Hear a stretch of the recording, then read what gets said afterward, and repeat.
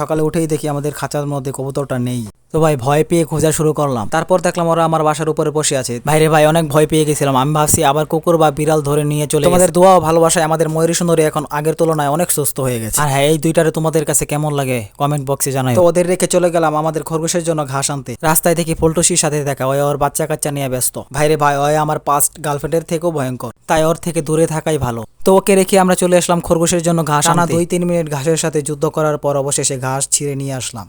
ওরা খাবার দেখার সাথে সাথে একদম পাগল হয়ে গেছে, তাই ওদেরকে আর দেরি না করে খাওয়াতে শুরু করলাম। তো একটারে ধরে নিচে নামিয়ে দিলাম খাবার খাওয়ার জন্য। ভাইরে ভাই এগুলার যে যত্ন আদর সহকারে খাওয়া, এত আদর যত্ন মনে হয় আমার এক্স গার্লফ্রেন্ডও করি না। তো পরে দিয়ে আমার বন্ধু আমারে ডাকতেছে, তো ওদের সাথে আমিও গেলাম পুকুর পাড়ে ঘুরতে, প্রাকৃতির মনোমুগ্ধকর দৃশ্য দেখতে।